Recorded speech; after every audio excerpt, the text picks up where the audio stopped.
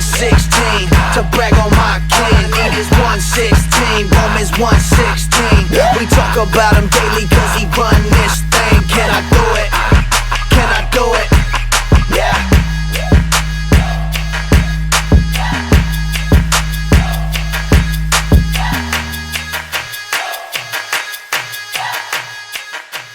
Welcome back to the tripod, motherfuckers.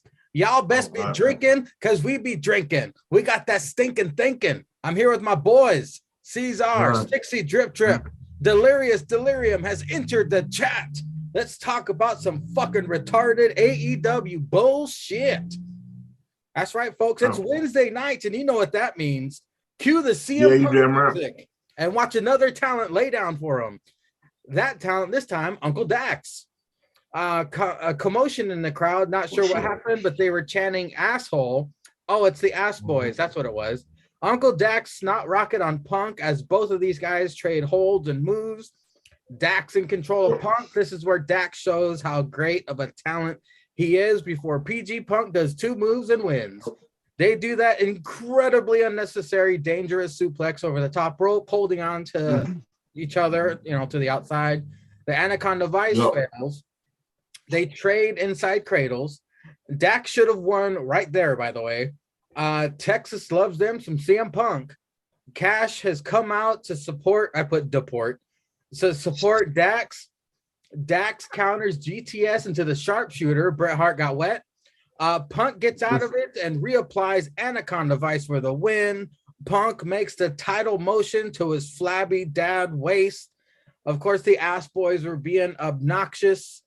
Stix, your thoughts on the opening contest of this week's Trash-O-Mite? I'm just going to say that this was a good singles match for Dax. That was about it. I mean, we were all wondering when we were going to get CM Trash back on our TV set. Unfortunately, it was way sooner than we all wanted.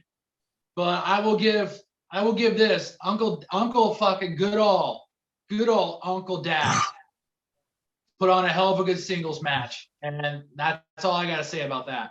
And you know what I noticed there, Uncle Dax? I know you like to do your Dax attacks kicks in the corner where you kick that left foot up to drop the right. I noticed you did it to drop the leg drop. I appreciate that, Uncle Dax.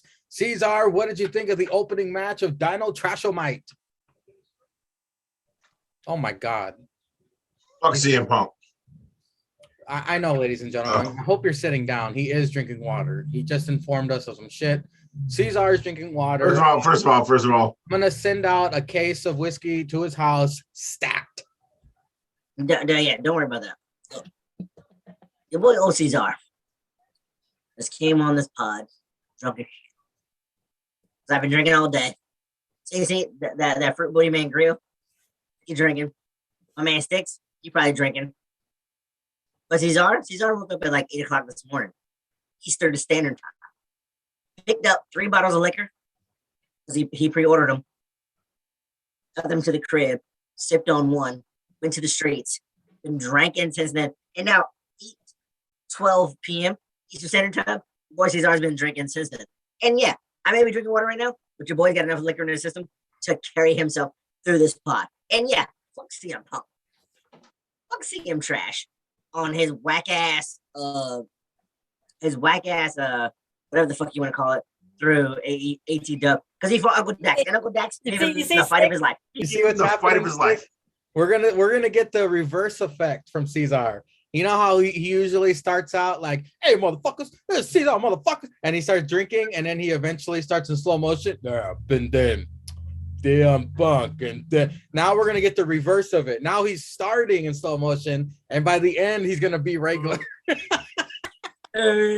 Start in slow motion, and Mangria gonna talk some fuck shit, but fuck CM Trash, because fuck that hoe. Because let's be honest, this asshole CM Trash is he's doing whatever. He beat MJF in the dog collar match because it was dog shit. It was way too long, and then this match went 15 goddamn minutes. Why was this match 15 goddamn minutes? Only to show off the talent of Uncle Dax, because CM Trash is some bullshit on AEW TV. And then fucking this cracker who Uncle Dax was dropping on his back the whole night and then put him in that sharpshooter to really give the announcer crackers, be like, man, he put him in the sharpshooter. So his back is hurt. His back is hurt. He's got to tap out. He's got to tap out to it. But no, CM Trash gets the win because he's a fuck boy for AEW, and only he gets to like be great in AEW, and only he has the one loss to MJF. And fuck CM Trash. Yes, this was a great match. It was entertaining. If you like wrestling, this was a great match. This was a great match. But if you hate CM Trash the way I do, because he always gets a win, well, then this is AEW regular bullshit. And Mangria, next case.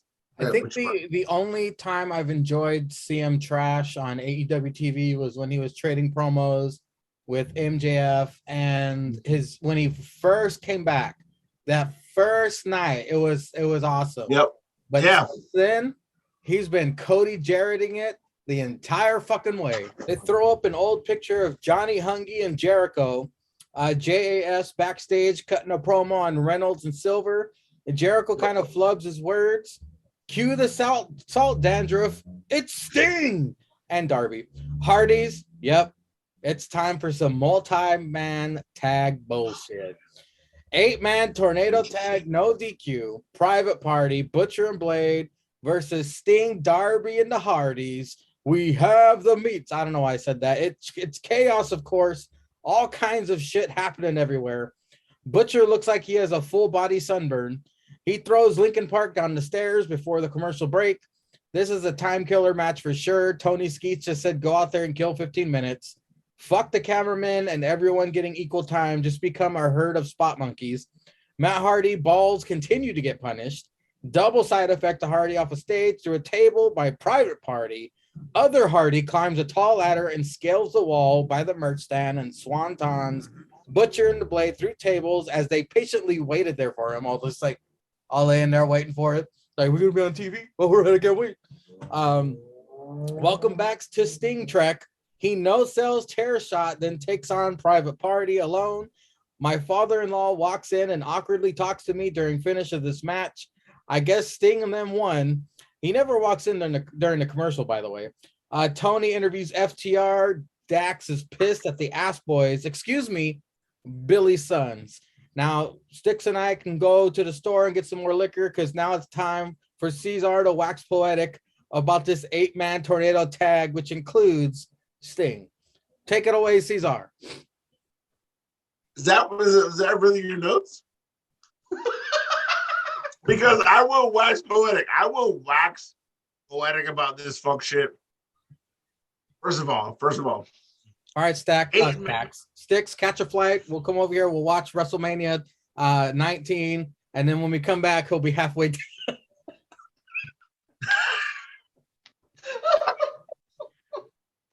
Fucking 8-man tag. 8-man tag. There's an 8-man tag, and 6 niggas in this match have an AARP card. Okay. There's Matt Hardy, Jeff Hardy, Sting. Sting's got 3 AARP cards by himself. And then, Sting, I checked it. I Googled it. I looked it up. Sting is undefeated. He's undefeated in AEW. All tag matches and whatever, undefeated. And then, you know what? When Sting really shows out when there's black people in the ring. I said it. When there are black people in the ring, Sting's racist, opposite blackface ass. He shows out. He's a white man who puts white face on, Ceizar. He's a white man who puts white face on. That's how white he is. That's how white he is. Sting and his baseball bat freed the slaves. No. They ain't free slaves. He put them back in the slaves. Sting might be the nigga who's keeping the hard R's. I said Sling, you bitch. Like Sling TV. With the fucking sweet tea in his bat, waiting for those hard R's. Like, you motherfuckers if you're a second late, I'm gonna whip you with my baseball bat, you hard R's. Yeah. Sting might be the motherfucker holding the hard R's back. He might be, because let's be honest. There was that match, and we all know the short. That Mangria for your old YouTube page sent out. And on his Instagram about Sting beating up 2 niggas in the ring on Martin Luther King a week after Martin Luther King birthday. We all know that short. If you're a loyal pretzel, you know that short. But if you don't, go back and look at it. I gained 10 subscribers from that short. Well, then you motherfuckers know. Because you've seen it. You've seen Sting beat up 2 niggas in the ring a week after Martin Luther King birthday. And they are known as the Acclaimed. And then what Sting do? What not Mark Quinn, what's the other cracker? I don't know his fucking name. Yeah, Isaiah. Is Sting with a chair in the middle of the ring. And what Sting do? Bow.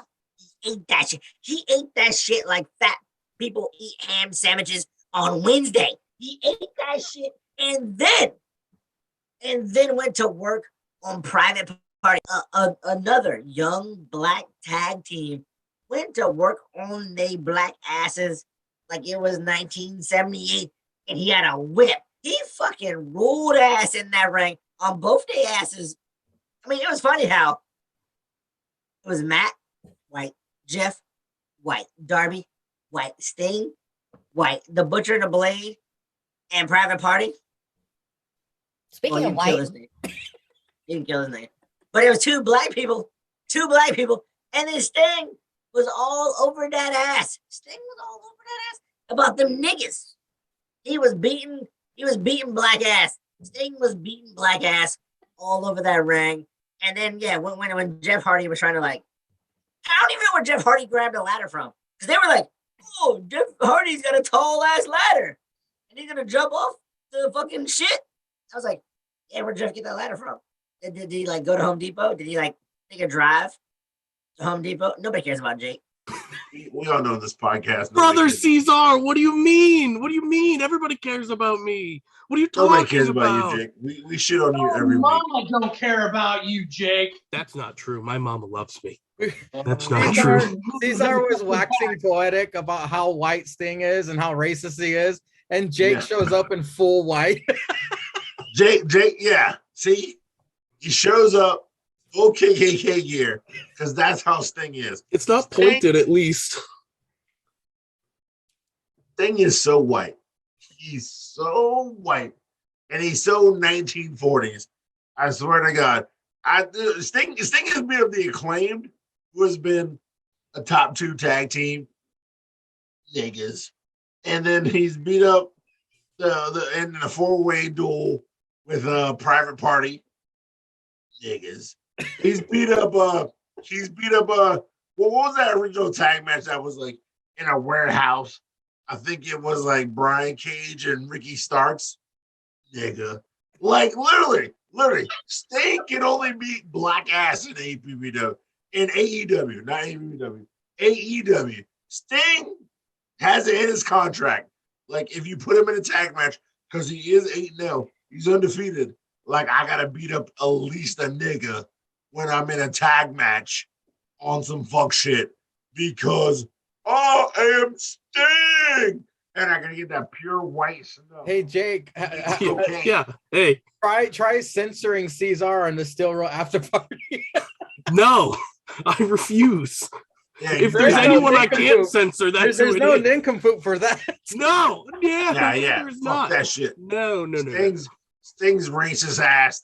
Sting's racist ass since he's been back. He only fights niggas, and he only wins because his old ass is like 137 with his AARP card, and because he has an AARP card, he's been paying it for 38 years. But you got an AA Elemental P card.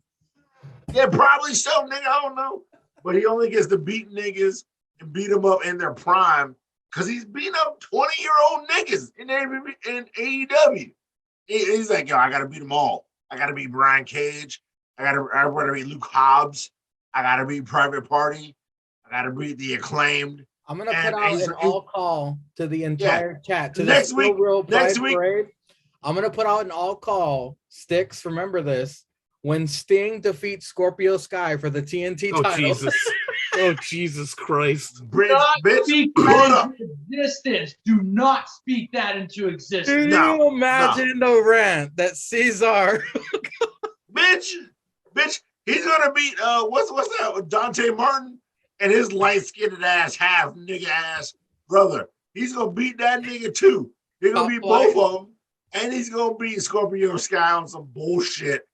And Sting gonna be the next TNT champion, 12-0. Because all Sting is here to do is to put snow on the ground to make sure y'all white folks snow because it's white. Because snow is white.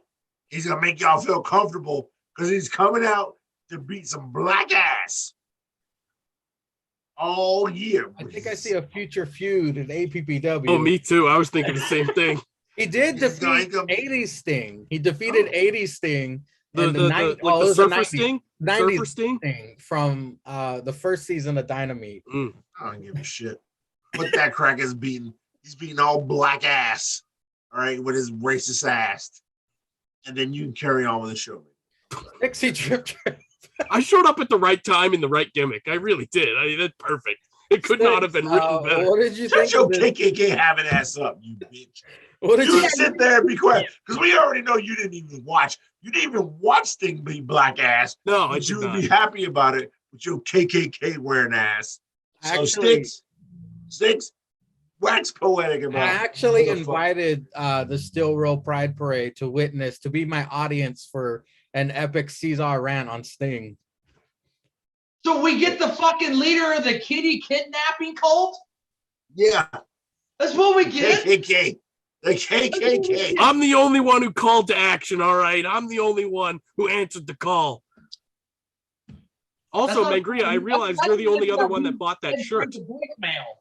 That's the answer we sent straight to voicemail. You're not wrong, considering I have nothing to bring to the table. But I wanted to come in and say that your favorite show, the reason this exists, is coming back Tuesday during the day. We're doing an episode Tuesday. Oh, for WrestleMania? Yes, yeah, for our WrestleMania predictions, yeah. and then we'll be back again probably Monday the week after. Yeah, for in the morning, like super early again. Yeah. Okay. Well, we respect that. And we love that. It's way better. It's way, like, surprisingly, I mean, we're both tired as shit, but it's way better than recording after work after we're just destroyed. We're just like, we don't want to be here. We already don't want to be here anyway, but we have a little bit of motivation. We haven't been beaten down by the workday. Understand beyond a shadow of a doubt, dude. All right, that's really all I had. That's really I came on here to advertise myself. So I thought you were gonna be our Ed McMahon and like have like witty quips every now and then. Like, I'm sick. I'm still so sick. So I'm gonna go take some NyQuil and I'm gonna go to sleep. That's what I'm gonna do. I wasn't even gonna come on, but I was like, I gotta get in full gimmick and come on. I have to. It's just, I mean, why wouldn't I do that? So now, and we know Daniel Bryan like came to your house, stole your manifesto, and he's rubbing on titty balls from grown men and little children, and now he's with John Moxley. John Moxley cracker shit. John Moxley cracker shit. You better just bow out now, Jake. Before enjoy talking shit. I won't hear it probably. I appreciate it. Thank you, sir. Stix, we have an 8-man fuck shit spot monkey. He actually left. Yeah, he actually is sick. He's not feeling great. But Stix, so what did you think of this 8-man spot monkey shit? Well, I expect him to be sick. He keeps fondling kitty balls. He's gonna get some sick ones every once in a while. I mean, fuck, come on. But kids get germs. Yeah. Him stalking those playgrounds. You're gonna pick up fucking germs if you start licking the fucking monkey bars and shit. But oh my God. This was the key spot that you're gonna have the Hardys with. You're gonna stick him with Sting and his black ass whooping. His little boy soldier, and then you're gonna get it against the fucking guys that have always been getting their asses whooped in trios and 8-man tag matches with Butcher, Blade, and Private Party. I mean, this was a showcase to show that Sting is still dominant and that the Hardy Boys are back. So, or the Hardys, my bad. So don't get sued. I know. Apologize. The Hardys. But this was just a fucking time filler, and I could have gone without this. So, but hey, congratulations on the Hardys being part of a winning team, and I feel no congratulations to Sting's old black beaten ass. No. Let fucking Darby go have his umpteenth 100 TNT title match in the year, and go take your AARP Infinity card and go back to the fucking nursing home with Oldberg. That's the tagline to AEW Dynamite. I could have went without this. Up next, KFC versus the Varsity Blondes. Regal joins commentary. Mox looks like pre-CTE Nick Gage. Buffy still sporting that eye patch from that strong black skeet in her soul. She's sitting with her back turned to the ring. She going dark Alexa on us. This is an easy day of work for Mox and Brian. Again, I want to see the KFC destroy the House of Black. I will keep preaching that till I speak it into existence. These blonde assholes were just assaulted, sexually assaulted. KFC for the win. Regal about to show his pimp hand. Wait, Mox respecting Regal instead on mic. Then we get the Blackpool Badge of Honor promo from Moxley. He kisses Brian's ass as well. That's about it. Stix, what did you think of this tag match and the aftermath? The reason fucking Buffy the Black Skeet Slayer sitting on the fucking steps because there wasn't any dark skin in the ring, so she don't have no interest. And unfortunately, good for the Varsity Blondes, but they got fucking child abused by the Blackpool kitty cult, and picked up got that L, while those kitty fondlers got the fucking dub. And this John Moxley, man, this fucking talking all fucking praise to William Regal, which duly so, but praising fucking kitty fondler himself, fucking Brian Danielson. I just can't do this. I can't go without this. This isn't John Moxley to me.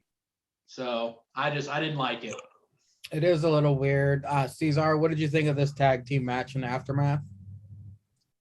It's fuck shit, man. This is real fuck shit, because you had the Varsity Blondes who were, let's be honest, who were a top tag team in your company, get demolished by two fuckboys who, all right, one of them was a world champion, and then one of them is like a world champion from your rival company.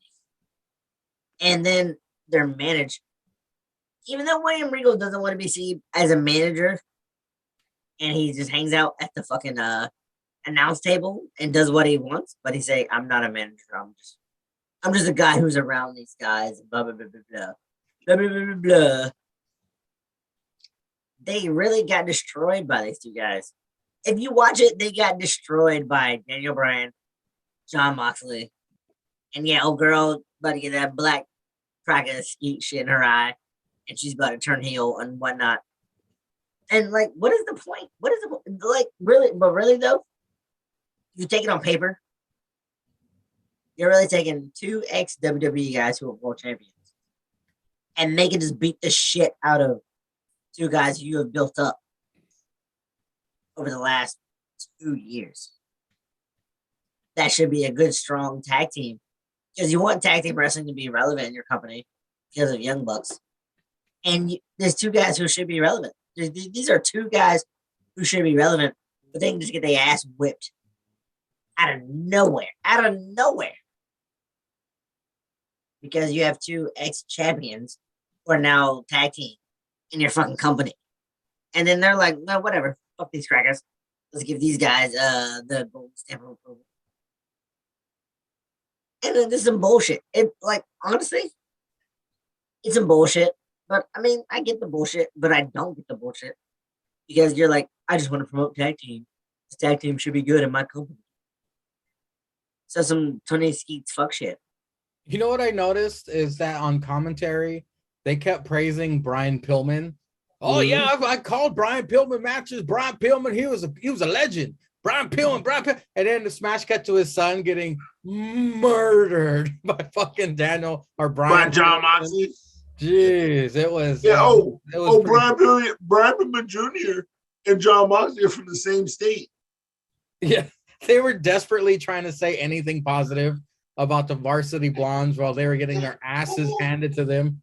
Who gives a shit if they're from the same state?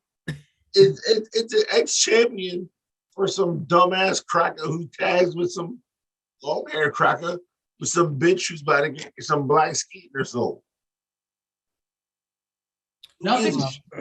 Nothing's worse than having an established tag team literally get demolished by a tag team of two established singles guys that you just throw together because you have nothing for them singles wise. Are we watching the Dusty Cup? Are we watching the Dusty Cup in AEW? That's what I thought. That's really MJF out with spears, security around the ring. Tony's feathers are all kinds of ruffled. Talking shit about Wardlow and Punk. It ain't over, Punk, till I attend your funeral and piss on your grave. Holy shit. Calls Wardlow a greedy pig. Tells Wardlow he signed a deal with the devil. He's about to make Piggy's life a living hell. I'm going to strap Wardlow to a cross like Jesus Christ. Talks about Wardlow's mom too much. Wardlow comes out. 10 men hold him back. Gonna pay Wardlow to stay home. Then MJF says the Pinnacle is about to catch fire. When you're in the Pinnacle, you're always on top. Tony interviews Orange Cassidy and Wheeler Yuta. Trent gets in Yuta's face. Yuta trying to be the best wrestler, not the best friend. Ceizar, MJF, spitting venom all over Wardlow and CM Punk. What'd you think of this? Good. Fuck CM Punk. Good. Good. Well, we knew this was coming. We knew MJF, when they said it, CM Punk came out. We knew MJF was going to come out because this crackhead ain't going to do like one without the other. We knew this was going to come, and I'm fine with it. And then he had like 12 guys holding back Wardlow. Good for him. Good for him on this feud to keep it going.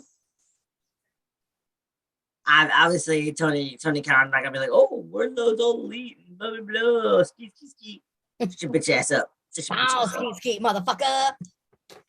Oh, ski, goddamn, low jump. Goddamn. Look it up. If you're too young for that, Google it, kids. Google it, kids. Anyway, yeah. MGF is on some fuck shit. He's got Sean Spears, and he had Sean Spears deliver the last line. Good for him. Sean Spears getting a line and even some TV time. But we all know this feud was coming. It's Wardlow versus MJF. MJF's got to let him out of his contract, and officially Wardlow's all elite, and then bullshit is bullshit. But yeah, this is a good in-between match. A good in-between match between Wardlow and CM Trash, because that last shit was really some trash. That dog collar match was not good at all. Ungood. It was ungood. It was some weak sauce. So we need some new shit going, and everybody likes Wardlow. So if Wardlow's a new face, there's nothing popping. Why not battle against the best heel, which is MJF? So, Hey Stix, if this feud was an APPW, I would have had Ceizar in the ring instead of Sean Spears. And after MJF said, "This ain't over, Punk, till I attend your funeral and piss on your grave," I would have had Ceizar grab the mic and say, "Yeah, and I'm gonna clap AJ Lee's cheeks and skeet on it right after." I would have said it. I would have said that shit. Better than what AEW had. Stix, what do you think of MJF's venom? Spitting venom everywhere. This guy is so good on the mic and can draw so much heat from the crowd. But let's not forget, this MJF, CM Trash, and Wardlow. These storylines are intertwined because Wardlow helped him win. So we gotta believe that if we get Wardlow sometime with MJF, before we get the payoff of MJF and CM Trash is going to come help Wardlow because he helped him. So he's going to be able to help Wardlow get out of his contract probably. And then MJF's going to be pissed and we're going to get the payoff match with him and CM Trash. So I I will give Tony Skeets this.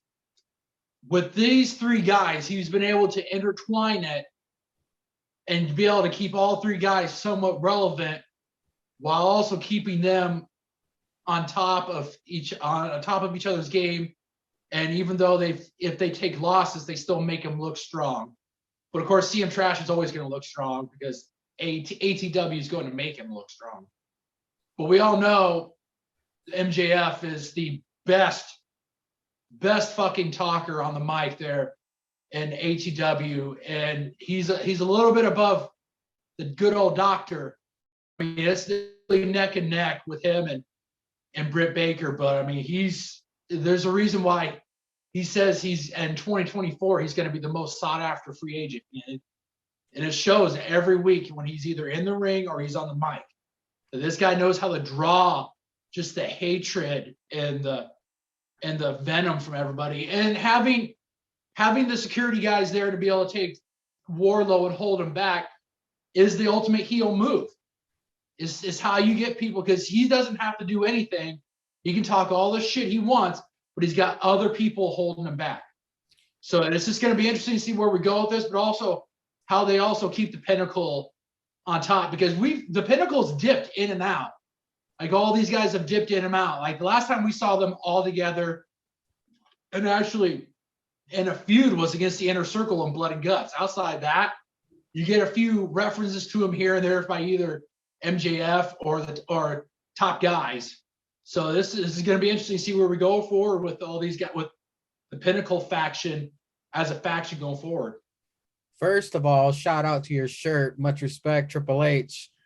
Second of all, I love how CM Trash doesn't want anything to do with Wardlow, because Wardlow dominated that old fuck. He knows he can't take out Wardlow. So Punk is like, yeah, I'll help Wardlow, because he don't want none of that shit. Yeah. That Adam Cole, baby, versus Jay Lethal. We got Jay Lethal off of Dark, thank God. Adam Cole is not even 205 live. He is 202 hungry. Jay Lethal lighting up Cole's dad bod. The crowd is split. Cole foolishly takes the time to do the boom pose, and Jay takes advantage. Red Dragon shows up. Commercial picture-in-picture. Cole regains control. Jay tries 47 times to get the figure four in, but Cole keeps reversing. The 48th time was the charm, though. Cole gets the ropes and the ring apron to get ref's attention. Red Dragon distracts.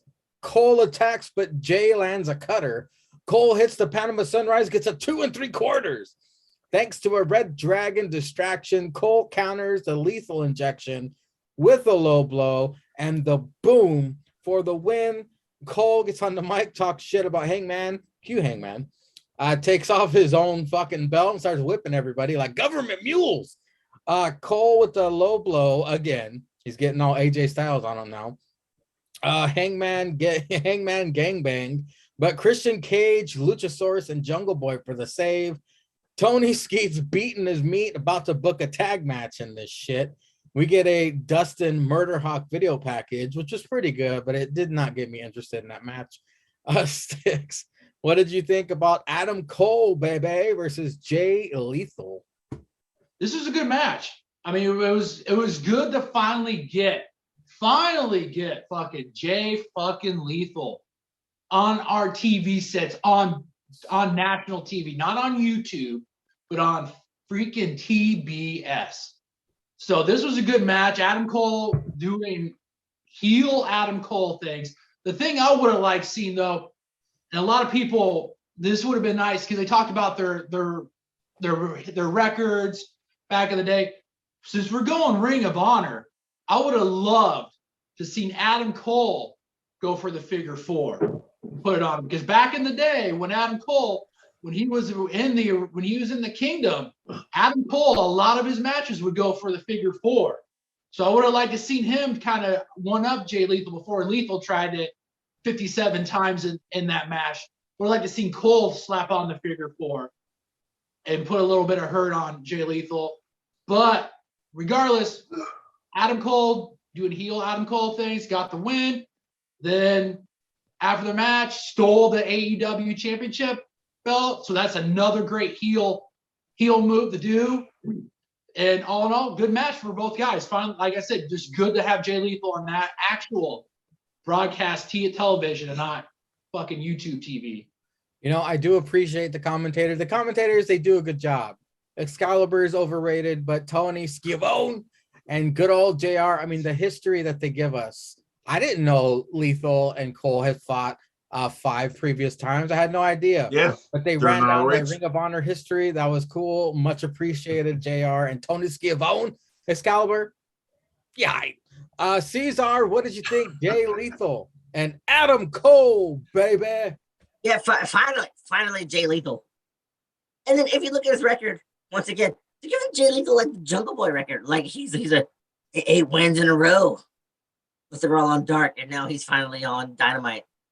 And then he's fighting like Adam Cole. Like, we get it. And Adam Cole has a program with Hangman Page. Oh wait, sorry. Adam Cole. Baby! Has a program with Hangman Page. And then yes, Jay Lethal is a top guy. He should be a top guy at AEW. And Cody said it best. The only guy with a cutter better than me. And then he slapped one out of nowhere, and then he didn't really slap in a lethal injection because they all kept countering against his moves. And it was a good match. It was a great match to have in the middle of this like just regular Dynamite that it was. It was a great match to have in the middle because it's fucking Jay Lethal and it's Adam Cole, baby. I mean, fucking shit. This is really, really, really good. Really good. And then, yeah, kick him in the dick, get the win. We all knew Adam Cole's going to get the win. Come on. We all see the writing on it. We all see the writing. Because they, as a company, have Jay Lethal on Dark, so you can kill yourself. Yeah, Jay Lethal is fucking a top guy. Jay Lethal is a top guy. And then you buy, well, we're buying ROH.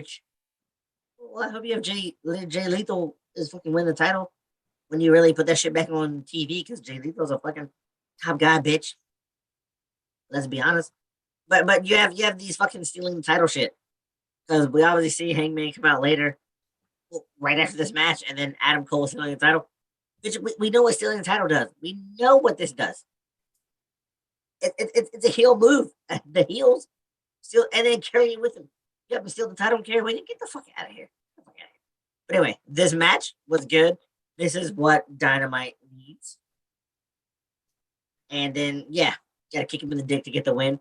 Because we had all the things. A cutter out of nowhere, lethal injection reversal, the boom reversal twice, the fucking Panama Sunrise into the false finish.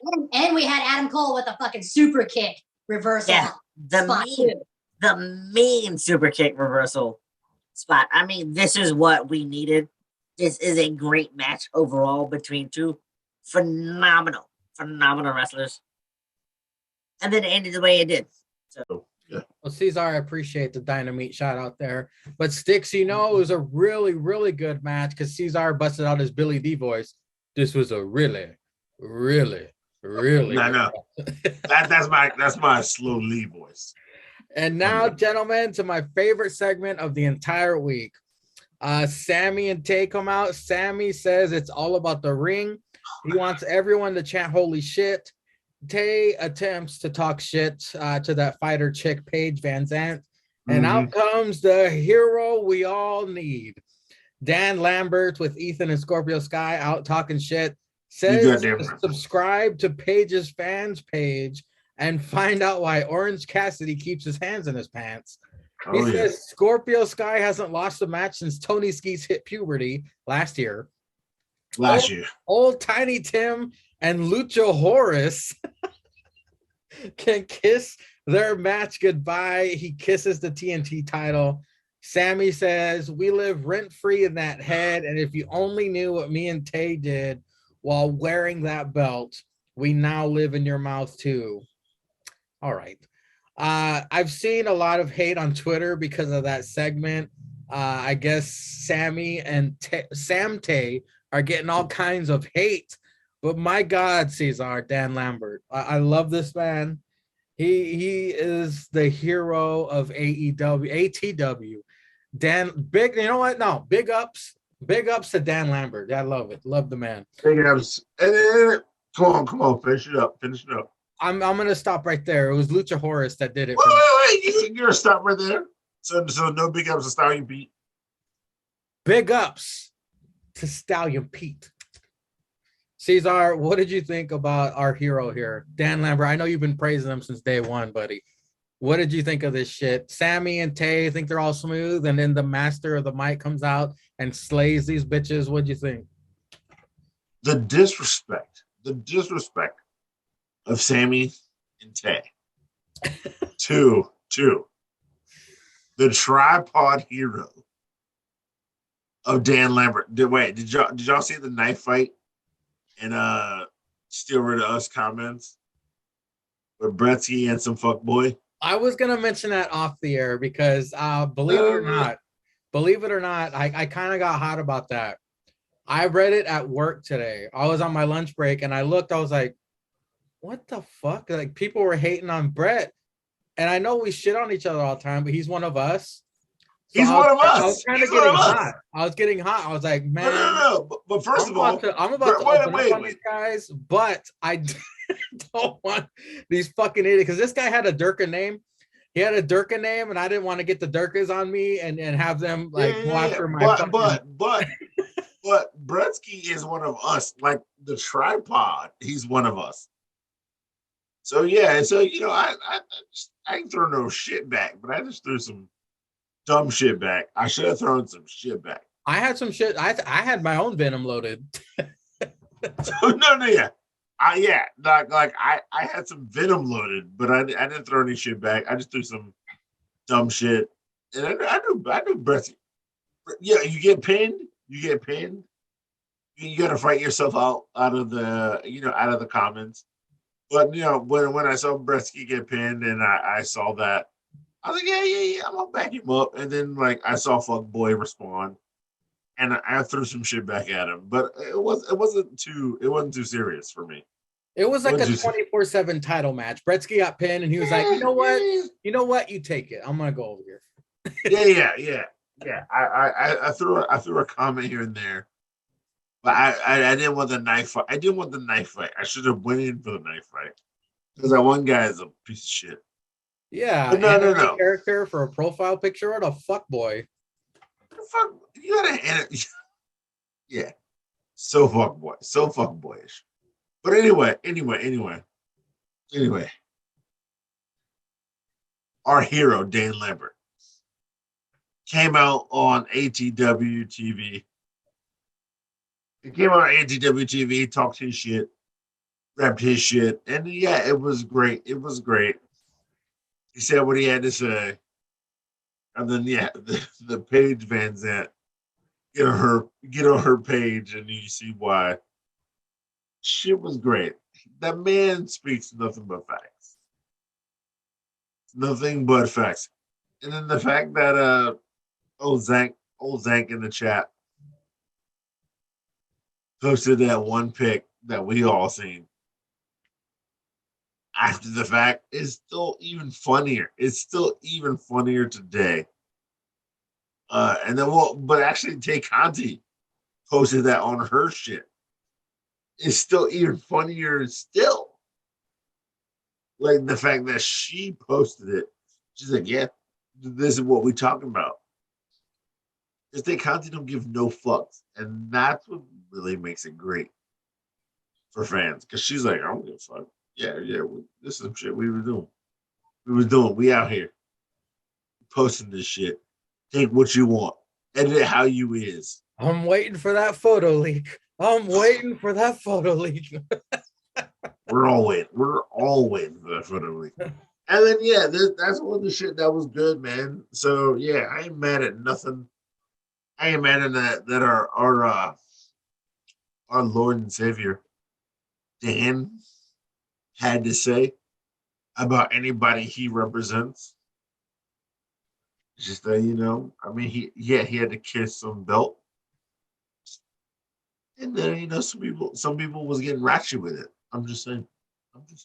Stix, your thoughts? Your thoughts on the segment of the week, in my opinion. Dan Lambert fucking incinerating. I mean, Lucha Horace talking about people getting fucking the extra $10 in their allowance to go subscribe to Paige Van Zant's OnlyFans page, which is the reason why Orange Cassidy keeps his hands in his pants. So good. And then we got the Sammy shot back of if you only knew you kissed that belt, now you know, now you got part of us because if you only knew what we did with that belt. And then I think it was what, like a couple hours later, he posted that picture of her and him in bed. Yeah. She's seemingly naked with just the belt on. That was good. I mean, this was the segment of the week in both programs. I mean, this was good. But our dear fucking our Lord leader and everything, Dan Lambert, showing us why he needs to be on Dynamite and possibly why you need to give him a mic on even Rampage each week for ATW, because he is must see. He's not must see Malcolm yet, but he's on the radar right now. You know what I did? You know how whenever I tell you guys I see something that would piss Ceizar off on Dynamite, so I jump from my phone and I try so hard not to spoil it. After that segment, I jumped on my phone, went straight to Cameo. I was like, how much is this Dan Lambert cameo? Because he just sold one right now. He don't got one. I was like, fuck. Man, the day he gets one, it's going to be a tripod intro with the quickness. It's going to be all day, baby. All day. Red Velvet versus the Russian Munchkin, Layla Hirsch. Red Velvet no longer straight out your mama's kitchen. She's straight out of Miami. Red hits the Trouble in Paradise to a kneeling Layla. Layla rolls out of the ring and yanks arm of Red on ropes, grabs her steel turnbuckle part to attack. Ref stops her and throws it out, but she's smuggled apart in her Keebler coups and knocks out Red for the win. Continues the attack. Buttlander for the save. Tony with that bitch and Smart Mark. Jade wants green Lamborghinis and money raining for her celebration for her 30-0. Exotic dancers even. Cut the shit, Tony. Stix, what did you think? Did you watch this match, or was this a TikTok time for Red Velvet and Layla Hirsch? No, I actually watched this match because I hadn't seen Red Velvet actually wrestle on TV for a while. But then I was quite disappointed after they said they didn't have the straight from your mama's kitchen and she didn't do the stir it when they just said she was from Miami. I'm like, oh man, I don't like the way this is going to start. I didn't really have high expectations for this match, just for the fact that I know it's just a placeholder for us to get back to the new the new Asslander and legit Layla to be able to do this, but it is I mean, it wasn't anything perfect. It would have been a Ceizar TikTok timeout match to be able to do. So that's essentially what it was. So I watched it, but I was like, what, 5 minutes of my life I'm not going to be able to get back. So that bitch already looking past her 30th opponent, Stix. She wants a celebration like we've never seen before. Lots of green. What do you think of that? Any thoughts? It was a good hype up match. I'm kind of wondering if this is because I know they had teased, what was it, either later, a little bit after there was going to be possibly a new lady joining the women's division. So part of me thinks this is when they're going to have her debut, because really, I don't know who else they could have her face that you could actually think would give her a chance not to make it to 30-0. But it was all right hype match. I mean, the green hair, she's got to go back to the platinum white. Yeah, she got to go back to platinum. I mean, she changes it up. Okay, but go back to platinum. Real quick, they did tease that the newest woman is going to debut in the Owen Hart Cup. So we'll find out who that is. Real quick, it's the final segment for the main event. Tony was on stage, brings out Thunder Rosa. Vicky Guerrero shrieks out, wants to deport Thunder Rosa. Nyla tramples her. For some reason, she eats Thunder Rosa's face paint. Any thoughts on this? I I guess we're gonna get Thunder Rosa versus Nyla, but I mean, Thunder Rosa will unless they. I mean, it wasn't good to have her interrupt. I mean, I know Nyla Rose and our Thunder Rosa's opening, it wasn't going very well, so they had her do this. It doesn't help her out as like her first public words as champion, but I mean, Nyla's, unless they don't have enough faith in Thunder Rosa, she's gonna beat Nyla Rose. I mean, I don't see why, unless you're gonna have it be a non-title and she wins and then you build it up to a title match. But I mean, we got her licking the face paint afterwards. Nyla's a good Twitter follow, but that's all she's basically good for anymore. Don't let Andy hear that. But Stix, your little mix up there kind of got me thinking. It's Nyla Rose versus Thunder Rosa, another Brian Cage versus Christian Cage. Ceizar, what did you think of Red Velvet versus Layla Hirsch? Yeah. It was some ratchetness, and somebody's gonna win, somebody's gonna lose. Then Rosa had to come out to keep that feud going, and then she did, and then nothing. Buttlander. Buttlander, whoa. Buttlander came out with her new gimmick because she's not an alien anymore. She's just a real woman. What the fuck that shit means? Probably took JR's advice. It's like, look, this is some bullshit. Chris, it's some bullshit. You get more barbecue sauce on an alien. Yeah, no alien likes barbecue sauce, but real American women, they love barbecue sauce. So get that cracker shit off your face, and then just put some face paint on, and let's go. So yeah, that's what it is. And then it's still building a heel, I guess, for Thunder Rosa with Layla Hirsch. I don't know why they're trying to build Layla Hirsch as a heel for Thunder Rosa. I mean, all right, whatever. You're gonna do what you're gonna do. It's whatever. And then I guess stat being whatever the stat line is gonna be. That's fine, whatever. And The then only thing Layla Hirsch is building is a yellow brick road, but I digress. Sure. And then what was next? That bitch wants a green celebration for her 30th victory. Nobody cares. They should have put that on AEW Dark. Yeah. And then we have Thunder Rosa getting her face paint eaten by a bison. Yo, Thunder Rosa got hosed here, bro. Thunder Rosa came out there to talk because she got a win. If it was Britt Baker, nobody would have interrupted, and she would have had a 12-minute paper. She'd had a 12-minute interview, not 12-minute interview. She'd have talked her talk. She'd have popped her shit. Thunder Rosa came out. Vicky Guerrero came out, and then Nyla Rose came out, and just beat this bitch down. The disrespect is too real for Thunder Rosa, who won the belt. But I mean, that's what you got to do. When you have a face champion, you got to have a heel challenger first. So, all right, do what you got to do. Hold on, Stix. I'm door dashing some Starbucks to Ceizar right now. Hold on a second. The main event of the night. It's a tag team match. What? It's no way. No way. I know. I'm glad I'm sitting down. Silver and Reynolds versus Jericho and Danny Garcia. Jericho is all in on purple, by the way. See what I did there? Daddy Magic not pleased with the crowd singing. Johnny Hungy, disrespectful pin on Jericho style. Attempted double team on the outside. Brainbuster tope suicida with zero contact on that tope. The numbers game proves useful to the JAS during commercial picture-in-picture. Reynolds is attacked by everybody. Johnny Hungy hot tagged in. He tossed Danny's face straight into the top rope.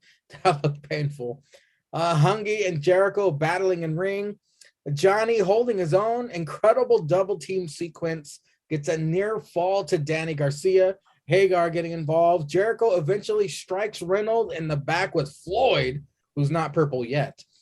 And Danny applies a deep scorpion deathlock in for the tap out and win for the Jericho Appreciation Society. Ceizar, the main event tag team match on Trashomite. Fucking these assholes earlier. also use the phrase future endeavor. So they're literally just ripping off WWE on everything they say. Because now they're sports entertainers. When they meet people, we will future endeavor you forever. Bitch, you just said future endeavor. Future endeavor means like they're gone. We all know what future endeavor means. But you're trying to like bring that as a thing. And yeah, you're trying to have a Johnny Hungy on some CM Punk bullshit with MJF. Like you have a picture. You have a picture from way back in the day that you guys took together, and then now you're gonna put in the ring. And it's all good. And then Johnny Hungy showed out like he does. 4-5 showed out. But they got beat. Because this is a new faction that's gotta get off the ground, get some wins. And yeah, they got rid of what, Allen and 10th? So Jericho faked like he got hit by the steps on some fuck shit. But all the Jericho Appreciation Squad still out there. And whatever. And I'm sorry. I know these are Bresky's boys. I'm sorry. Danny Garcia could probably get over with Jericho and Hagar, but I do not see that the clownish actions of 2.0 can get over as like fucking credible with Jericho right now. Like the guys, they're too clownish. They're too clownish. Like, and I get in the fucking promos how they can take it serious. I feel like one of them can get over. I don't feel like the other one can get over. But if they're gonna stay as a tag team, I don't feel like they can get over. But whatever. If Jericho's willing to like put these three guys and try to get them to the top, sure. I don't see it. I agree with you. I mean, I think they were better as 2.0, not this new bullshit Daddy Magic, and then Angel. I don't know, Stix. I mean, it seems like they're kind of trying too hard now. But what did you think of the main event, Stix, of Dynamite? I thought it was good. I thought it was okay. I mean, they parade Johnny Hungy and Reynolds out there when they're on like a win streak to basically lose. It's like these guys are a hell of a good tag team. We saw the spots, we saw moments in this match when they're a really good tag team, and then you're gonna not understand. You got other tag teams you can have that you can parade out there to catch an L to Jericho, to the JAS. I mean, you got all these. I want to see Johnny and Reynolds. I want to see them wrestle for the tag team championships, because win or lose, they're going to put on a hell of a good show. I don't want to see them lose to the Jericho Appreciation Society in the first tag team match. I want to see them lose after having like a 5 or 8 win streak and wrestle for the tag team belts. Yeah. And with the 2.0, I mean, I guess I can kind of see why you got them in the Appreciation Society, because they're better on the mics than they are wrestlers, but you could parade them out there in a tag match, or if you have them in a trios match, you can have either one of those guys take the L without having Jericho take the L, while keeping Jericho look strong, but also having the good guys get a win over these guys. So I can kind of see it, but I mean, Daniel Garcia out of him and 2.0, Daniel Garcia's got the brighter future, but like 2.0 is there just to basically catch the L's and like shit on Mike to basically be hype boys. But it was a good match, but I would have rather seen Reynolds and Silver not be the guys that catch that L. My final thought on this whole situation with Jericho kind of seems petty.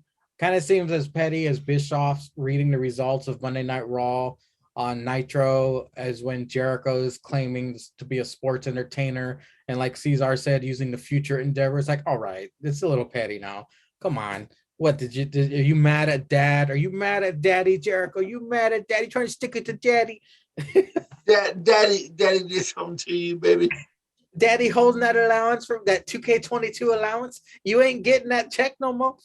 But I digress. It's time to talk about the A show. It's NXT. Trick and Mello on commentary for Solo Sikoa, Ceizar's favorite, versus street Roddy nigga. Strong. Roddy, all kinds of disrespectful, throwing his shirt at Sikoa, smacking the back of his head. The crowd chanting, "Ooh, So ooh." So Wade calls Mello the Elden Lord. What video game is that? I don't know. wait. So there's a game. Hold on. Let me Elden just get Ring. through. Let me get through this. Bitch. Very hard hitting match. Of course, you wouldn't expect. It's a Samoan versus Roddy Strong. These guys gonna fuck each other up.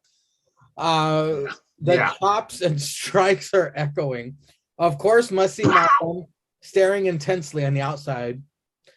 Santos comes out during. You want to know? Mello. You want to know why you spell my name with only one L? Because I ain't ever losing again. Talk your talk, Mello. Solo picks up the win with a Uso splash. Ceizar, your thoughts on the opening match of NXT? Yeah, there's Uh-oh. once Am I again. frozen? Am I frozen? You're frozen right now. Yeah. Damn it. Like your phone. It's you and your phone on this shit right now. Oh, fuck. All right. But it's funny because usually you don't know you're frozen, and now you know you're frozen. Fuck yeah. Oh, god damn it. You fucking guys are desperate. Oh my god. I'm gonna need NXT. Fuck yeah. I'm gonna need to drink straight Fireball to make this through the fucking rest of this if we got mangina. Somebody kill this bitch. All right, Mangria's back. Woo! Yeah. Woo. Thanks a lot, AT&T. Jesus Christ. Jesus fucking Christ. No, yeah. So this is great. Yeah, Roddy Strong and Musty Malcolm out here in these streets, doing work, doing dirt, and then fucking Wade and Elden Lord. Elden Lord is there's a new game out on PS5, Xbox, and everything. It's called Elden. It's like Elden Ring. There's a new game out, and when you beat the game, I guess you're the Elden Lord and whatnot. Hold on, let's get Jake back on. No. Yeah, well, fuck that guy. He get a dick. Excuse me, guys. It's not. I'm so sorry. I just gotta be on my KKK shit and hanging niggas. Yeah, kick your fucking rocks. But yeah. Solo Sikoa out here versus Roddy Strong. I mean, come on. It's Roddy Strong, man, my boy. This is day one. Stallion Pete. And then I don't know who else we did last week. We did like 5 other people last week. 5 other people last week? Yeah. You're up there somewhere.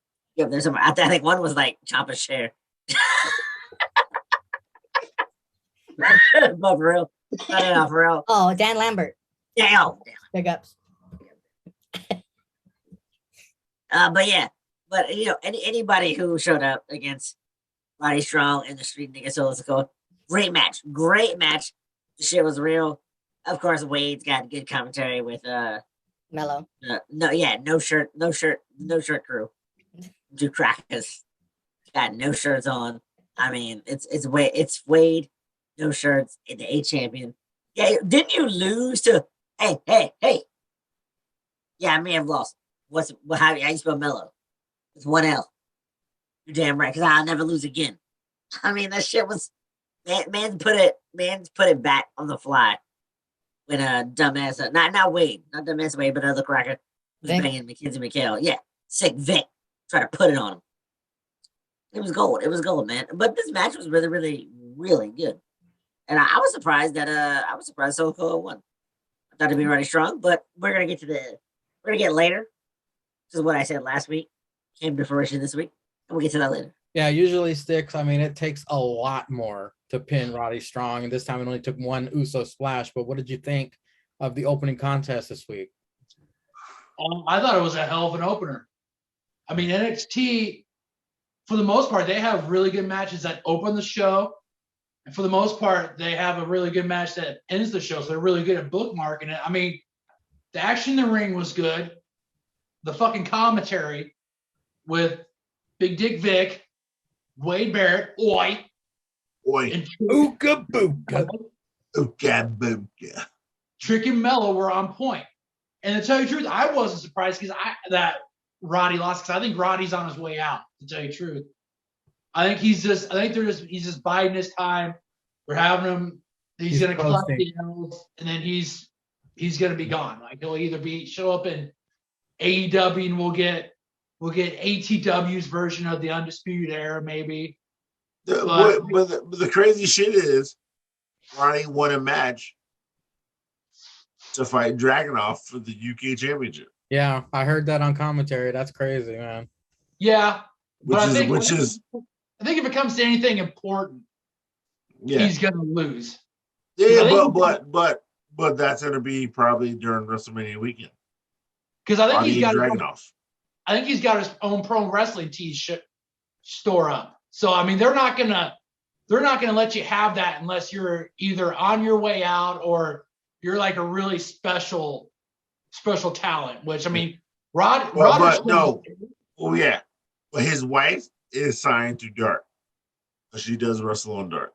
Yeah, I think she's also. So she's trash. Is that what you're saying, Ceizar? Are you saying she's trash? Is that what you're saying? Yeah. Roddy's wife is hot trash. Hot fucking trash. She wrestles on Dark.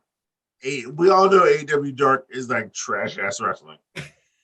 She's on Dark. She's not on Dark Elevation, which means you're glorified trash. She's on Dark, which means you're hella trash. Darkness. Yeah, spreading everywhere trash.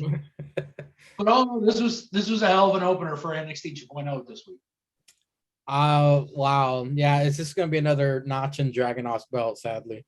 Not sadly, because Dragunov is awesome, but Indy and Persia are in locker room bickering about which couple is hotter. Dusha or Index. Then we get Tony D versus the God of Goats, Dexter Loomis, who would have been all my champions if Ceizar and I were able to pull off GM mode. Funny that every time Dexter got some offense in, the camera smash cut to Indy with a big old cheeser and every time she's like, and the camera had the smash cut right to her face. Tony D actually gets the better of the God. Mox Ciampa heading in the commercial. No picture in pick, the disrespect.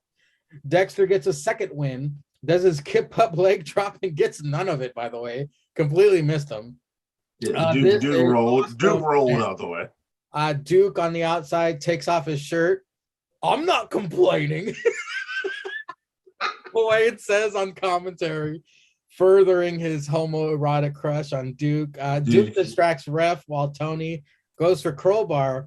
Indy gets it at same time than Persia. Persia and Tony struggle for the crowbar. Tony hits Dex in the face with it. Drift away. Tony gets the win. Tony gets the mic talking shit about Ciampa. Ciampa sneak attack. Fairy tale ending to Tony.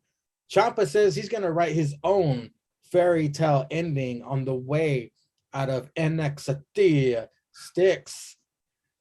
Who's hotter? Dusha or Index? Oh, come on. It's Index. It's the God of Goats with the goddess of Goats. I mean, come on. Beth ain't flicking it to Dusha. Beth ain't flicking it to Dusha. Not yet, but we get her that fucking waiting. We get a 2-minute promo of Index. She's gonna make up for these last months of her not being on commentary. She's gonna be gushing for Index. We had Niagara Falls in Edge's house. Your thoughts on Tony D versus the God? I personally don't like that Dex is taking these losses. I think with us in the tripod, the respect we have for the God of Goats is unwavering and is second to none. He's the intro for the faux pod. We respect the God. Respect the God. Damn, show him his goddamn respect. But I mean, good on young Tony to probably get a win because we probably won't see him until, well, obviously we're not going to see him until Stand and Deliver. So he's got a little momentum going against Ciampa next week. What's that? Stand and Deliver is like what, 2 weeks next week? Next Saturday. They got one more show before Stand and Deliver, but I highly doubt he's going to probably wrestle on that. If he does, it'll be surprising. I mean, I imagine they'll probably have Ciampa wrestle, and then he'll probably get attacked from behind as a retaliation or something. But just the disrespect we get towards the God losing to some of these people, to some of these guys. But young Tony has a little bit of momentum going into Stand and Deliver. Ceizar? Yeah. Thoughts on Tony D versus Dexter Loomis? I mean, everybody was at ringside, and it's fuck shit. And then, the crowbar between Indy, Persia, and the actual loss. So yeah, Tony D needs the win, and then Champ is gonna come out fucking shit up, like Champ is gonna do. And then they're gonna have a great match at Stand and Deliver. But it's probably gonna be Ciampa. I mean, and that's it. We love Ciampa, Mad. We've been singing the praises of Ciampa at NXT since this fucking podcast started. If they're gonna go all out on Tony D winning at Stand and Deliver, they better go all out. I want to see Tony D bloody him with the crowbar, throw him in the trunk with that one waiter who disrespected him 4 years ago, and drive him off in the sunset. And proper exit to Ciampa. So he's got to hit him with the crowbar, hit him, throw him in the trunk, drive the car out, throw him in the river. That's right. With the cement shoes. That's what it's gonna take to get rid of our boy Tommaso Ciampa Mad. Sorry, folks, my phone freaked out. Oh, Rudolph interviewed. They talk shit about Braun. Who cares? Electra Lopez with the Brown Order versus Fallon Henley. Grayson Waller video package first. He's talking about A-Kid. It's a pretty good video. It was at this point I Googled, where is Odyssey Jones? He was injured during a match on the 205 Live. He'll return in the fall. The kayfabe story was that Harlan attacked him. I completely forgot about that. While he was hobbling on crutches. Smash cut back to what back in review. BJ giving Fallon a pep talk in the corner. The match starts. We get a Fallon, Henley, and Daisy Dukes, and Electra's ass and fishnets. There's some good times. Electra whooping up on Henley. BJ and Brown Order brawl. Fallon does get some offense in, but Electra picks up the win with a mini Blue Thunder Bomb pin. Draco's phone is flooded with Gacy dick pics. Zion tells him, "You know what to do." Ceizar, what did you think of the match? Fallon Henley. It was thick body karate. First that way, bitch, and we all know Electra's gonna be that dub. We all know Electra's gonna be that dub because I mean, yes, she is new, but she's not as new as whatever old girl is, and they got to build up some heels, and especially with the women's title, they got to build up some heels. And I'm not mad at Electra getting some dubs because they shit on the rest of them. I don't. Like, let's be honest. They shit on them boys in the tag team. So at least Santos and Electra can get some wins. And then what was next? Well, it was the Draco's phone, Gacy trolling him, and Zion's. And Zion on that bullshit. Yeah. Zion on that bullshit. So we'll see how that goes. You know what you do, man. Ignore that cracker. Yo, he's gonna make dick pics. Yo, what the fuck? Yeah, Cracker throwing mad dick pics in the chat. And punch him in the mouth. So obviously he's gotta punch him in the mouth. Fuck shit. So Stix, I think we can all ask. Well, Ceizar Damas already knows this, but I'm just going to reiterate. We can see the writing on the wall. This was just to set up the pre-show match between BJ and Brown Order, Stand and Deliver. This is the pre-show match that's going to happen. They wanted to plant a little bit of seeds to get people to care a little bit. What did you think of this match between, like Ceizar says, hot body karate? Mm-hmm. Which sounds like a fragrance, by the way. Yeah. Yes, it I does. like her. I thought it was a good match for a thick Mamacita. Obviously picking up the L. Electra Lopez is. I'm hoping that they keep building her up because I think as a faction, the Brown Order. I mean, I know Bretsky had jumped on him way before you guys and myself had. I think they could be a really good faction in NXT 2.0, but unfortunately, I don't know if Vince McMahon and his guys are going to think the same. But I mean, I think Raul and Joaquin can. I think they can do good tag matches. I mean, I don't know if they'll ever be tag team champions, but they can be somewhat relevant. I think Elektra can be a force in the women's division. So, but this was a good match for her, and like you had just iterated, this is a build for the pre-show of Brown Order versus BJ. So, good programming. Sorry, I didn't want to sneeze into the mic. Up next, Sleepy Chew, all jacked up on orange drink and Walba interview. They confident, especially with Dakota sporting her good luck camel toe. Discoloration Nation noticed. Robert Roode with Dolph Ziggler versus Braun Breaker. Dolph says some dumb shit on commentary. Dolph fuck shit. Dolph ejected. Roode dominates through the commercial break. Roode sending a message to old Scotty Steiner with some disrespectful push-ups. Braun with the Frankensteiner. Braun Spear. Roode with a glorious DDT gets a 2.5. This is awesome chance. I gotta admit, this match actually did get me invested. I wasn't invested at first, but at this point I am.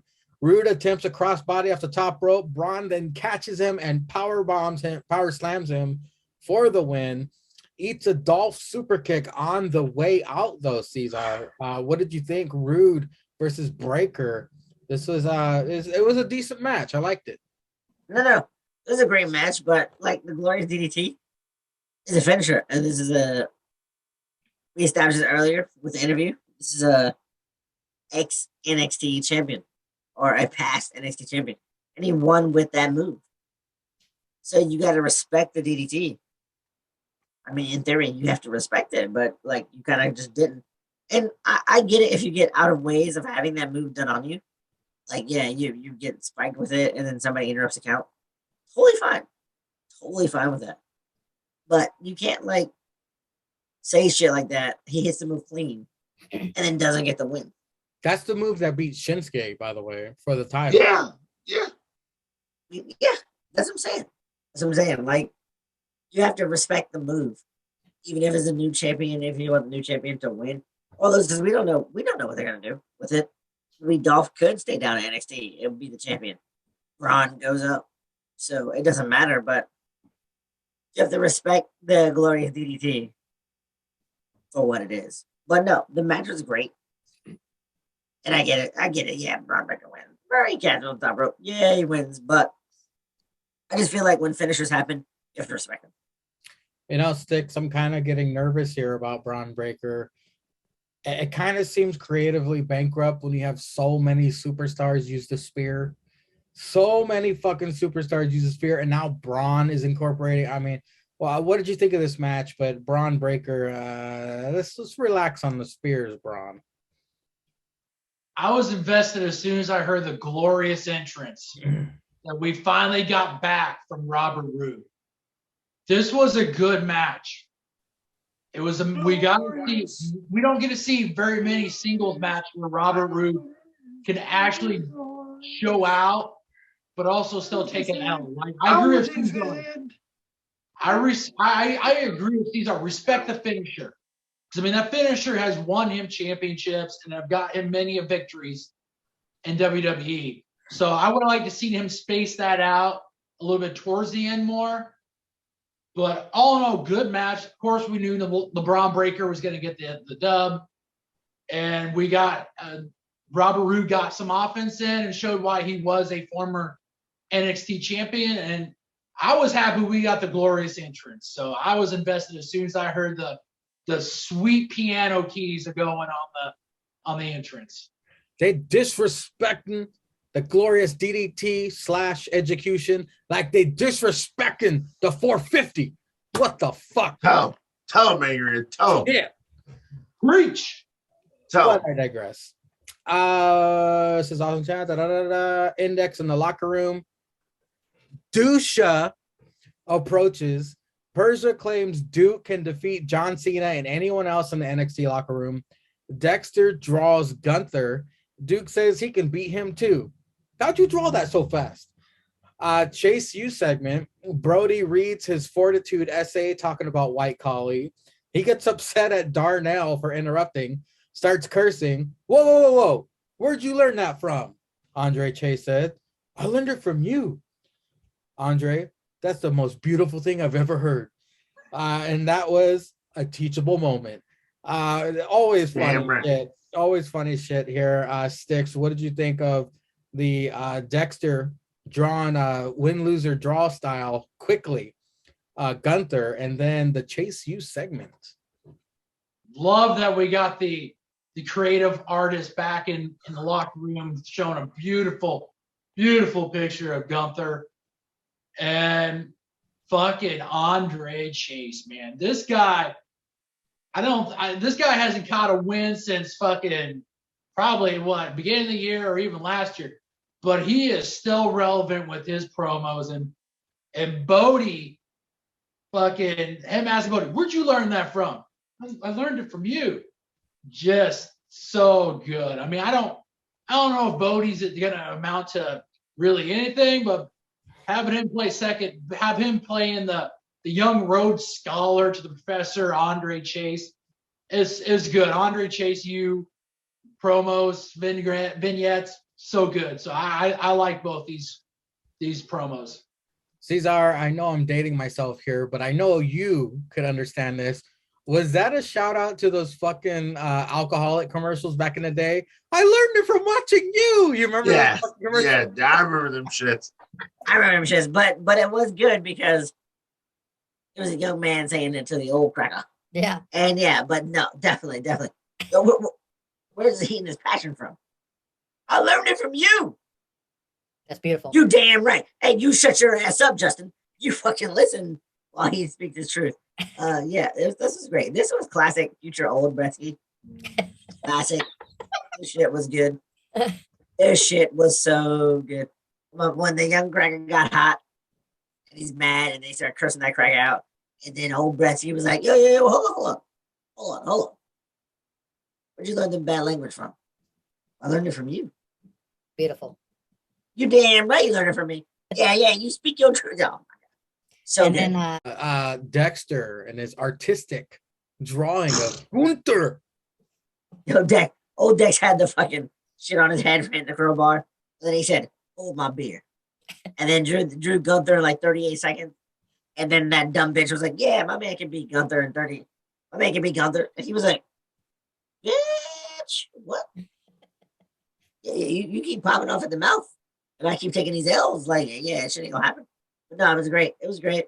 And he was like, yeah, do that Tony D, get that crowbar, blah, blah, blah. Then, yeah, the god of goats.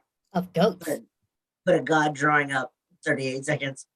And dumbass Duke's got to fight Gunther. But like we said, there's probably gonna lead to a mixed tag, some fuckery, and yeah. Grayson Waller with Sanga. I keep wanting to say Zanka. Grayson Waller with Sanga versus A-Kid. Solo comes out to observe.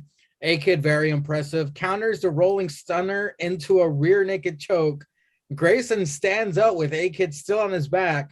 A-Kid transitions it into a guillotine submission. I've never seen that before. Props to A-Kid there. That was awesome. Grayson counters with a second rope. Grayson counters a second rope springboard into a Russian leg sweep, followed by a rolling stunner, pin for the win, unfortunately. Carmelo then says, like he was reading Ceizar's mind, there will be a last chance triple threat, and the winner of that will fill the last slot. You'll never beat the A-champ, says Mello to A-Kid. Then Trick butts in, tonight I'm taking out the A-Mama. A-Kid makes him pay for that. Ceizar, your thoughts on Grayson Waller with Zanka versus A-Kid? Yeah, nobody cares. Nobody cares about this match. We all knew fucking Grayson Cracker in this match. And then, yeah, I called it last week. A last chance triple threat between this last chance triple threat is gonna be goated. A-Kid, Roddy Strong, And fine. and that cracker Cameron Grimes. This shit's gonna be good. This shit's gonna be good. We all know Roddy Strong is out because he's actually like fucking around on NXT UK and trying to fight Dragunov. That match is gonna be goated. So it's really between A-Kid, the new kid on the block, versus fine Cameron Grimes. In a ladder match, bitch. Ooh, sure, girl. This WrestleMania weekend gonna be some hot off the press. Stix Gearing. You know what I'm talking about, Stix. Free money, fuck shit. Woo. Girl. A-Kid, Cameron Grimes already strong in a match. First of all, that's already free money, fuck shit. And then you're gonna add one of these fuckers to that. It's what break it down for me, Gary. Is the A champion? It's Carmelo Hayes. Oh, A champion. With Trick probably on the outside doing some fuck shit. It's We got Santos Escobar. ooh, the number one luchador in the company. Rey Mysterio and Dominic. And it's your favorite, Yeah. Solo Sikoa. The street nigga out here in these streets getting it real. And And Grayson Waller. yeah, you gotta have a white person. Shit. And then we got A-Kid, Cameron Roddy Grimes. Strong, our fine Cameron Grimes. G fucking Z. Where Uncle Elizabeth. Baby, I'm coming to you. It's gonna be hard to predict this one, I guys. gotta bring Brother Horse and Uncle CD. I gotta have them both. I don't know who will win this piece of trash. I don't know who will win this because if Melo don't win this title, you know where he's going. You know where his black ass is going. Straight to main roster. Trick's bitch ass is gonna be around. But Melo will go straight to main roster. I mean, if he loses this title. But like, the rest of them folk crackers, god damn. It's gonna be some heat.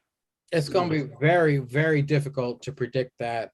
Stix, what did you think of this match? I thought it was a good match. I mean, obviously Ceizar and myself, I know you haven't caught very much UK, but we know how good A-Kid is. And this just shows that he was able to still get some really good offense in while still getting an L. But then we get the announcement of the second chance match. And I would be very, very surprised if A-Kid does not win that. Like, I think this ladder match is set up to a T for A-Kid, regardless if he wins or loses. I mean, A-Kid will have at least 2 to 3 spots in that stand deliver ladder match where you will go, holy shit. It will make you be like, man, maybe I should watch more NXT UK than what I normally do. So this was a really good match. I mean, obviously they're going to have Grayson Waller win because I see him as the next up-and-coming heel, but A-Kid shows some really good offense. And when we get that match next week, I mean, I would be very surprised if A-Kid doesn't win. I mean, I know Cameron talked about how he hasn't been doing nothing but catching L's, but I think A-Kid would be just set to a T in that ladder match at Stand Deliver. You know, I know we're known here. Our 10 pretzels have to know we're known for predicting the future. We can see the writing on the wall sometime. So I'm gonna make a bold prediction about next week. Stix just said, Ceizar, while you were gone, that A-Kid is gonna win the triple threat match. I agree. You know why? Because I agree. I think we're gonna get our favorite Cameron Grimes back. I think Cameron Grimes is gonna turn heel after losing this match out of frustration. We saw the promo that's going to be happening later. What, the ladder match or no, the triple threat match? I think okay. Because A-Kid's going to win, Cameron Grimes is going to be so frustrated from losing match after match after match. He's going to fucking snap, and we're getting heel Cameron back. I'm just saying. I'm just saying. Up next, no, we just talked about that. Robert Stone and White Collie reviewing the game film about Zero. Some hooker approaches Robert Stone to talk business. The Creeds with Ivy and that hooker. let's see Malcolm. That hooker though, she got a fire ass Instagram. I don't know who that was. Do you know who that was? Yeah, I've been following her for a couple of weeks. She got a fire ass Instagram. The Creeds with Ivy and Must See Malcolm versus the Grizzled Young Vets. The GYV asks if the Creeds can trust their beef jerky ears. Creeds then proceed to attack. The GYV gets some incredible offense in. Malcolm then gives him the evil eye. Crowd chants, "You still suck," a disrespect. Gibson channeling his inner Ziggler and shouts in Julius's face, "It should have been us! It should have been us!" James tweaks his leg coming off the top rope and Julius chop blocks, tags Brutus and annihilates James, pin for the win. A weird video plays. NXT loves their "we gotta guess who's doing some fuck shit" videos. In Diamond Mine's locker room was trashed. Clearly you can't find us, so we'll find you. Enjoy the view. The plot thickens, Stix. What did you think the Creeds versus GYV? This was a good tag team match. I mean, anytime we get the grizzled young vets on our TV set in a tag team match, I mean, it's gonna be fucking good. And you put them with the Creed brothers, I mean, this was really good. I would have loved to actually see maybe GYV win, and then you threw them in the tag match, and we have a Fatal 4. I mean, hell, we got a fucking Fatal 4 for the women's tag team championship at WrestleMania. So fuck, why not have a Fatal 4-way at Stand Deliver? But this was a good match. Obviously, Creed Bros are going to get the win, build momentum going forward into their match at Stand Deliver, and we get more shenanigans backstage with the people that jumped the Creed brothers, telling them that if you don't know who we are, we'll find you and we'll beat that ass. So maybe we'll find out this coming up next Tuesday, or maybe we won't find out till Stand Deliver. I gotta put you on the spot right now, Stix. Put your future cap on. Call it right now. Who is behind this conspiracy? I gotta agree with Ceizar. I think it's MSK. I mean, I think they've gotten so stale and they're getting so booed. I think they're gonna take a heel turn. I think Wade called that one. Ceizar said that one of them's half black, so it couldn't be them. I just said, black people don't fucking. Ceizar, your thoughts? Oh wait, did you already give your thoughts on this one? Nope. Okay, well, your thoughts on the Creeds versus, I was gonna say MSK, the Grizzled Young Vets. Soon to be recognized. Yeah, this was like a match that was a throwaway to get back on TV. And then set up this future shit. Like, so to me, it seems like the Creeds won't win because they have to go into this feud with these future assholes. But this could be like a new team that the PC is putting out, which could be interesting. Unless it is MSK, then I'm with Stix, like, this is trash. But if this is like a brand new tag team, I'm really interested because, like, yes, Imperium is great, and there's so many tag teams in NXT now that could viably fight for the titles. One of them being the Grizzled Young Vets, soon to be recognized. But I'm not mad if it's some new team and the Creed Brothers don't win, because you can have people who win the Dusty Cup and then just not fight for the tag team. But could you also maybe, I'm not saying it could happen, but could you also have them win that match and all of a sudden lights go out and then they come back on, and there's these two guys standing behind the Creed brothers, hockey masks on, everything, and jump them, beat them up, hold the titles over them, drop them on them, and then they either take their masks off and they reveal who they are, or the lights go off and then they're gone. Oh yeah. I mean, you could always have that, and I'm not retribution. No, Jesus Retribution Christ. 2.0. Oh God. Jesus Christ. Jesus fucking Christ. Up next is my second favorite segment of the week. Gunther versus Duke with Persia and Index.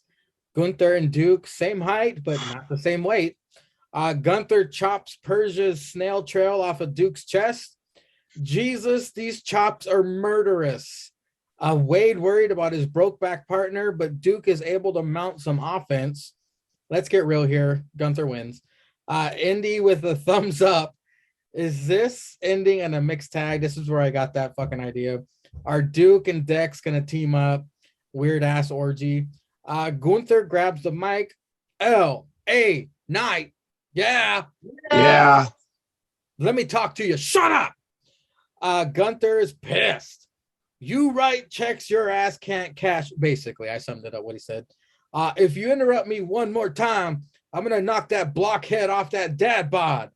LA then proceeds to attack. He gets jumped by Imperium. And the saviors of NXT, back to their fucking job, MSK, come out for the save. This is when we get that Cameron Grimes passionate video promo. He's determined to make his dad proud and claim the last spot in the ladder match. Ceizar, Gunther versus Duke. They're still looking for Duke's nipples. What did you think of this match and the aftermath? We know this shit was gonna be held. It's just we're just right along to this mixed tag at Stand and Deliver. We all know it. We all know it. Dexter took a loss. Duke took a loss. Bitch is gonna argue, and then we're gonna have a mixed tag. Okay, let's get out of here. Stix, your thoughts on Gunther murdering Duke? Man, we see once again why Gunther, aka for FKA, formerly known as Walter, has the most devastating chops in pro wrestling. He lit fucking Duke. I mean, Persia caught at least one of his nipples after the first chop. She caught it in her mouth. Duke actually had a couple of decent chops. I mean, wasn't like Gunther's chest was still as pale as it was when he walked out, but I mean, we know Gunther's got fucking just chops that will fucking murder somebody. That could be they could be a finishing move in himself. Yeah. But then we had L.A. Knight. Yeah. Come out, talk to the NXT 2.0 universe. So then you get so rudely interrupted by Gunther. Let me talk to you. We get that match set up for Stand and Deliver, which I'd love to see LA Knight win, but I have a feeling he's probably going to lose in that match. And what else did we have? What was after that, Mangria? We just had the Cameron Grimes video, and then that's the main event time. Like Ceizar had said, an elegant way to show that Cameron Grimes is at his breaking point, where it's all or nothing in this last chance match, which he'll probably end up losing, and then, like was so eloquently predicted, we will get heel Cameron Grimes back. I hope that happens, and if it does, we called it. Main event time, it's the Dusty Sniz final. It's Sleepy Chew and Wallbutt versus KLR and EO. Toxic Lounge, now closer to the ring, right next to Vic. Wade begs to switch places. Toxic Attraction wants to be as far away from you as possible, Vic says. Oh, that's absolute codswallow. What a hater you are, Wade says. You're just a sad boy Barrett, Vic says. I'm pimping, not simping, Wade says. Line of the week. Sleepy Chew uses pillow to shield Dakota from EO's Tiger Feint 6 Ron 9. Commercial picture-in-picture. I wonder if Vic and Wade still talk during the commercial, or they write notes, or they talk about Kinsey's Barbie vagine. Anyway, EO taking it to Dakota. Dakota nailed EO with the crossroads. I believe Dakota bloodied her elbow at some point. Chew and Dakota with their coup de grace splash finisher. EO saves KLR. KLR bomb with over the moonsault. KLR and EO win the Dusty Sniz Cup. Vic calls her Dakota Guy. I thought that was funny during the replay. A Toxic A not happy. interrupt the celebration. Mandy gets on mic, says EO and KLR are sadly mistaken if they think they're going to defeat Gigi and JC. EO and KLR cut the hardest promo ever to follow with their fucking accents. They are using their tag team championship opportunity to turn the women's championship match into a fatal four-way at Stand and Deliver now, which means Cora Jade has zero chance. Stix, what did you think of the main event of NXT? I thought it was a good match. I mean, I'm really impressed with Sleepy Chew and Dakota Kai. I liked how Sleepy Chew used her pill and shield her from the EO COVID-1-9 Tiger Feint kick. So I love the COVID-1-9. That might be the name of the fucking episode. Yeah, damn right. What we call it, COVID-1. COVID-1. Just good. So I liked that. I liked how she did that. I mean, these two were just being thrown together. I think they're actually becoming a pretty decently good tag team. And now with what happened at the end with KLR and EO turning their Dusty Cup tag team classic championship win into a fatal four-way, could we see maybe Sleepy Chew and Dakota Kai facing Gigi and JC at Stand Deliver? Because I mean, otherwise, I mean, they don't have anybody that they're facing. And I would, if I know sometimes they don't put all the championships on the card, but I think it would be really good if they had their tag team champions taking on Dakota and Sleepy Chew. I think it would be a really good tag team match. But all in all, it was a good match. Good way to wrap up this week's episode of NXT 2.0. You know, either that sticks or maybe they'll have it on next week's NXT unannounced. We'll find out. But Ceizar, what did you think of the main event of COVID-1-9? I mean, NXT. COVID-1-9. Oh, yeah. Like, all right, so it was good with the tag match and everything with the women. Everybody got their shit in. And then, of course, it's like two different people who are in a tag team to win the Dusty Cup. Because that's what we've been saying the whole time. And then they're going to challenge for the main event.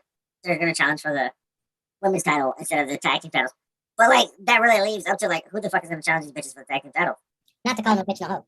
Yeah, not to call these bitches no hoes. But who's really going to challenge for that? So, no, I thought it was good. And then that's how they ended it. And then, yeah, they all got in a fight. And blah, blah, blah. But no, it was a good match, yeah. The sleepy bitch put the fucking pillow up that one time for the 619 to block it for Dakota. I mean, everybody got their shit in for that match. All four women showed out. In that tag team match. And I thought it was a really great match. And then, yeah, they're going to trade in for a singles match. I didn't know you could do that, but hey, you know, whatever. Rules. Regal's gone, so all the rules are out the window. Yeah, all the rules are out the window. So, no, I thought it was really, really good. Well, fellas, Stix dished out some punishments that Ceizar and I did eventually pay off.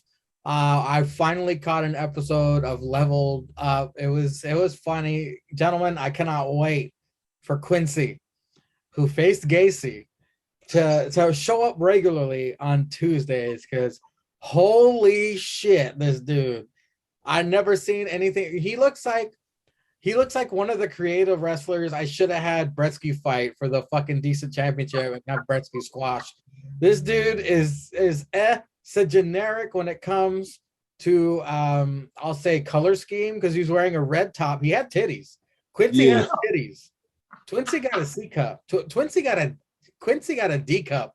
And motherfucker with his glitter pants, looking like a rejected extra from a Hammer video from '94. This was incredibly entertaining, totally worth a watch. It's Stix's punishments aren't really punishments. It was fun to do it. It was only 30 minutes too, which was awesome. I got to catch Hook on Rampage, because that's all anyone watches Rampage for. But Ceizar, you live tweeted NXT UK. Tell us about your experience last night. I live tweeted half NXT UK, and I was blacked out. And I saved the rest of them in the drafts. And I noticed that. I was following along with the tweets next thing I know. I'm like, what? Is that it? I'm like, that's it. All of a sudden, Ceizar went dark. Like my drunk ass made it to like 1:30 1:53 a.m. because I started it at 1:30. And then there was a draft of like one more match, and then I was blacked out drunk. and I stopped tweeting. So to honor that, because it's only 10 p.m., I'm gonna find out where I stopped off, send that tweet off, and then watch the rest tonight. So it'll be like over the next 40 minutes. Obviously, the people watching this, I will already have tweeted it out, but y'all are gonna know live right now in the next 45 minutes. I'm gonna tweet out the next fucking NXT. I was trying to watch them on the way home, and then like firing off some dumbass tweets, but apparently there's some good matches and some good shit going on. So I mean, I'm gonna give it a live view. I only caught one of Ceizar's text. Oh man, I went and took a shit after I ate, and I came back. This tag match is still going on. That tag match was long as shit. Dude, no, first of all, Literally, I did put it on pause, but I was so drunk. I came home last night. I was watching it. I was eating some like Chinese food. I was like, damn, this match is good as shit. And then I was like, no, I gotta take a shit. So I put it on pause, and I literally locked that. I don't remember that shit at all. I don't remember anything I tweeted last night. So I'm just gonna. I know that I stopped after the tag match, but like when I go to my Peacock, it's like 50 minutes watched of like an hour-long show, and I was like, I know I didn't tweet 50 minutes of fucking this show. So I'm gonna go back after the tag match and start from there. well, ladies and gentlemen, you will have seen that already. Like Ceizar said, it'll be in the future because I need to edit this shit, put it together, put it out there. Thank you, gentlemen, for your time. The next tripod will be the predictions episode for Stand and Deliver. Will Stix make it a three-peat, you asshole? We'll find out. But until then, ladies and gentlemen, not only big ups to Dan Lambert, but big ups to Stallion Pete.